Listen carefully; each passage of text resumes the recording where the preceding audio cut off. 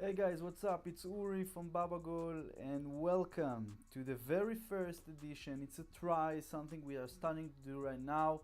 The BabaGol Intercontinental Summary. A little scan of what's going on in the world today in BabaGol universe. Because we had a very busy week in Asia, in Africa and Latin America. And there's a bunch of things to talk about, and we start with the hottest news. Al-Quwa Al-Jawiya, the Iraqi Air Force club from Rusafa, Baghdad, has won the AFC Cup for the third consecutive time, which is a record. No team has done it before. Al-Faisali from Jordan and Al-Kuwait, Nadi Kuwait from Kuwait, won it twice in a row, but Al-Quwa Al-Jawiya is the first to do it 3 times in a row. The great Hamadi Ahmad scored, of course, and won the MVP of the tournament and $10,000 also. Al-Quwa Al-Jawiya have won 2-0 against Altin Asir from Turkmenistan, which basically was the surprise of the tournament. You know, no Turkmeni team has ever reached this stage of the tournament, and it's a nice preview for the Asian Cup, where Turkmenistan will play the first ever continental tournament.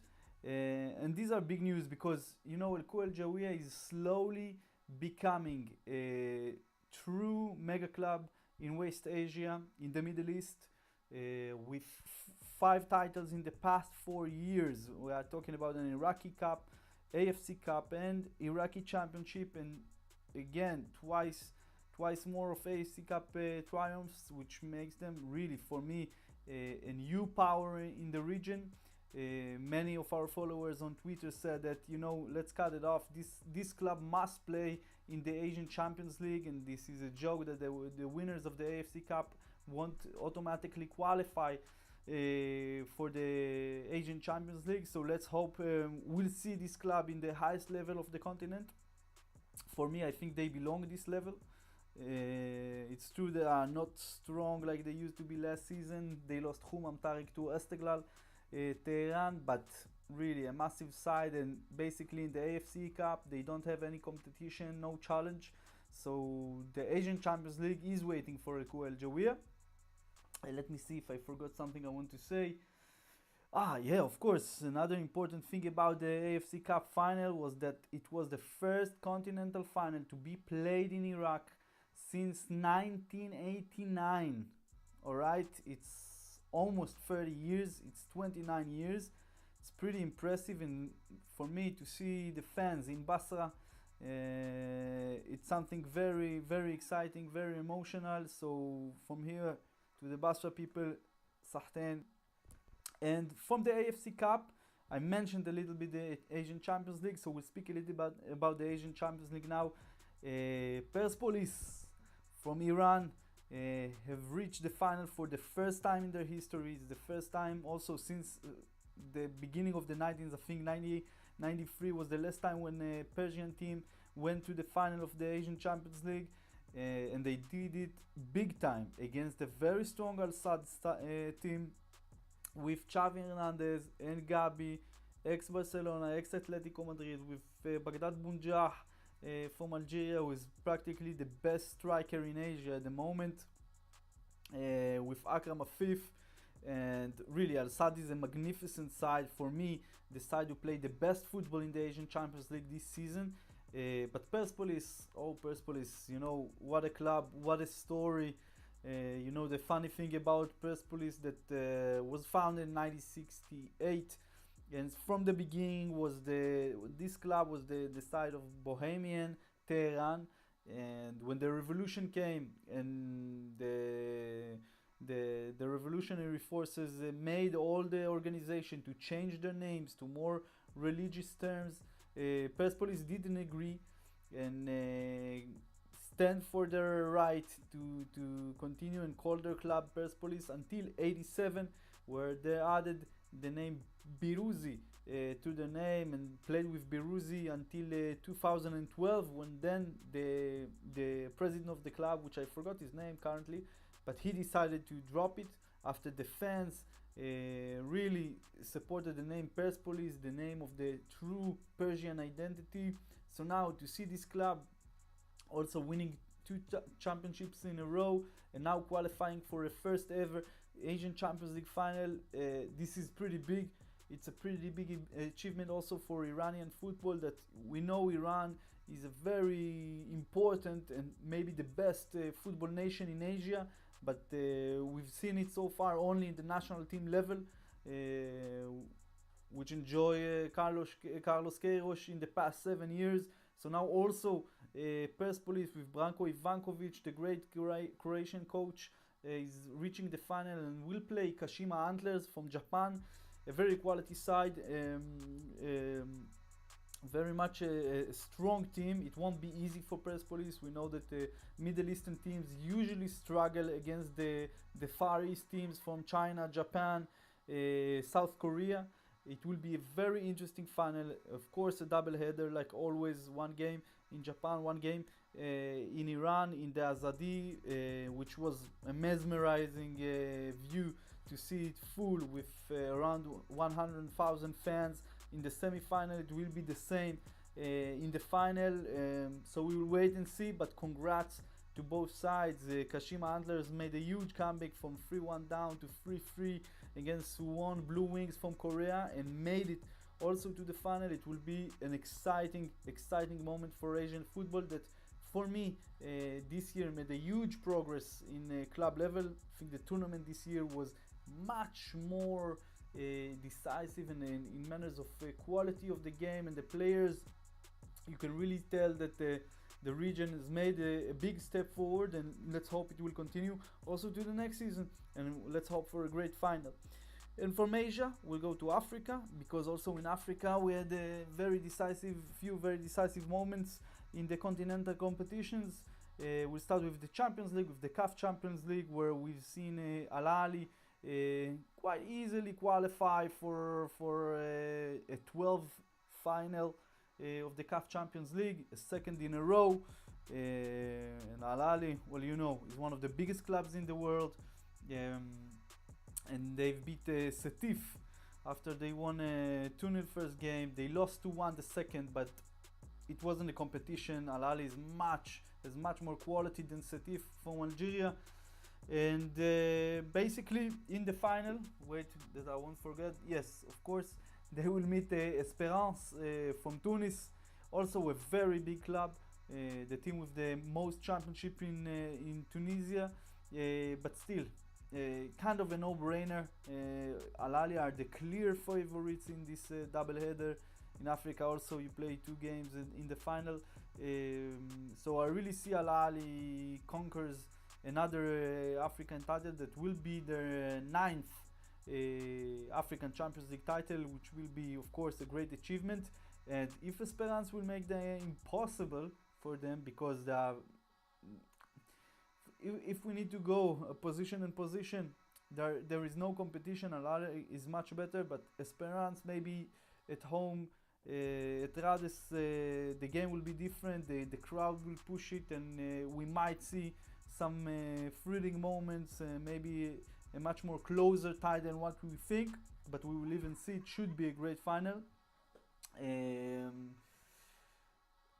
a very important point is the CAF Confederations Cup. I really want to touch it because we have a great story there. El Masri have reached the first continental semi-final since 1991, and they did it thanks to a very special guy, Mahmoud Wadi, a Palestinian striker who was born and raised in Gaza. He had a crazy story of playing in the West Bank and then getting stuck in Gaza after the IDF didn't let him move.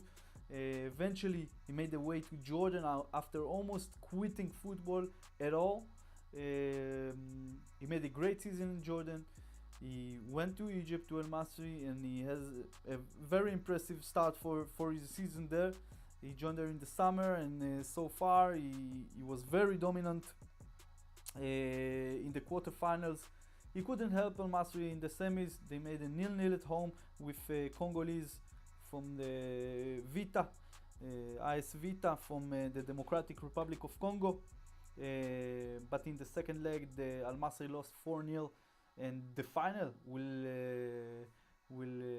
arrange a meeting between Vita and a very special club, Raja Casablanca from Morocco, who also come back to a final, first final since 2003. Should be an ecstatic stage. The Mohammed Seng Stadium is with 67,000 people, and the Raja fans who are famous worldwide for their extraordinary tifos, and usually they create the best atmosphere in the world, especially in such venues of continental finals and such. And be sure that also in Vita, in the Democratic Republic of Congo, the Raja players will get a hostile environment, hostile atmosphere. So follow these two African finals will be a blast. And while we are talking, all these finals are going to take place in the very first 10 days of November. It's really close, it's happening really soon. And so follow this, and of course you can follow all the action on BabaGol Twitter, BabaGol Facebook, and to all the reactions or the predictions in our website babagol.net. We have plenty of articles. We are right now working on the new architecture of the site, and it will be really easy to travel around between the regions, Asia, Africa, Middle East, and also to the next region we're going to discuss today, which is South America, which also has a nice section in the site. We've seen the first legs of the semi-final of the Copa Libertadores this week, and for me, and I wrote it also on Twitter, in BabaGol Twitter, of course, that these semi-finals of the Copa Libertadores, River Plate against Gremio and Boca Juniors against Palmeiras, are the best semi-finals this competition had in the past 20 years, if not forever. All right, it's so many things together. Basically, it's the two best teams in Argentina, the two most dominant teams in Brazil in the past few years, except Corinthians maybe. But Grêmio is the Libertadores winners. Palmeiras are by far the best team in Brazil in the past years. It's a great team, a strong team, with Dodô and also even Felipe Melo, who is doing good things on the field. Outside the field, something else. But Palmeiras is a strong side, even with the coach Scolari just came back this season. Everybody thought it will make some problems in the team. Not at all. Palmeiras look very confident in the Brazilian league, seem to be very confident in the Libertadores until the semi-finals. So first we'll talk about River and Grêmio. Basically, Grêmio arrived the Monumental without Luan, their best player, without Everton, a very important player in their team, and managed to win 1-0 against River. Of course, Marcelo Gallardo's River, which is playing great football for years, even though they didn't got the best players in the squad, didn't invest the highest amount of money on players, except maybe Lucas Prato, who was a big investment from them. But River with a very surprising loss at home, 1-0, and they made themselves big problems and troubles for the second leg in Brazil, in Porto Alegre. Very interesting this match, Grêmio against River. It will be a very interesting match to watch. It's Brazil, it's Argentina, it's River, it's Grêmio, it's everything you want to look in a Libertadores clash. What is leading us now is to the second semi-final, Boca Juniors against Palmeiras. Also a very, very, very intense clash, with a lot of memories to 2001, when also the two met in the Libertadores semi-final. It was 2-0 and then 2-2, and then Boca won on penalties, 3-2. So there's a lot of history between these two clubs. Probably these two clubs are standing up there in the top 4 clubs of South America. And in the first semi-final in the Bombonera, it was ecstatic. Also, the scenario was very, very, very hot and boiling. Boca fans know how to treat a Libertadores semi-final, but the game was, sorry for the expression, pretty shit. Alright, for 80 minutes we didn't saw nothing, and then a guy, very special guy, who hasn't scored a goal for almost a year because he was injured, and he took his time to come back. And I'm speaking about Dario Benedetto, who was a pretty good prospect for Boca after years of playing in Mexico and scoring a lot of goals, and a lot of rumors that he will be included in the Argentina national team, but he got injured, he lost his place in the team, he took time to come back to Boca and play his football, but he went up as a substitution. First few touches in the ball, he scored in a header, and then 5 minutes later, he got the ball outside of the box and he made this amazing move of back and forth with his right leg and scored an amazing goal for me. I tried to watch it. I fell asleep after the halftime, but when I woke up and saw the highlights, I said, wow, this guy hasn't scored for 11 months, almost a year, and then come up as a substitution, scores a brace, and give Boca a huge advantage before the second leg. But again, Palmeiras and Grêmio, and we must say it clear, Brazilian teams are now ahead of Argentinian teams in every parameter on the field. So this victory by Boca 2-0 is a very good advantage for the second leg. But in Palmeiras, in Sao Paulo, it's a different game, and Palmeiras can also beat Boca 2-0 easily in a given day. So it will be a very, very exciting semi-final of the Libertadores to watch. Let me check in the BabaGol notebook if I missed one point. We talked about Raja, we talked about Al-Quwa Al-Jawiya, and this is it. Now, because it's the first time and it's like it's a new thing that we are trying, everything will change. The scenario behind me will change. Right now I'm with a Al-Quwa Al-Jawiya shirt because I watched the game, and I support Iraqi football because I'm happy to see international football coming back to Iraq. It's something that's important for us in BabaGol, quite much, I must say. We have a lot of Iraqi followers, but this is come for you. If there's something that you want me to speak about, send us to our inboxes in Facebook, in the contact through the website. You can DM us on Twitter, the DM is open, or you can write here in the YouTube comments whatever you want me to speak about next week. We'll try to do it weekly, between 15 minutes, 20 minutes, just chat about what happened in the BabaGol universe in the past week. And this is it. I was Uri Levy, founder and editor of BabaGol. I hope you enjoyed. See you next week. BabaGol Intercontinental.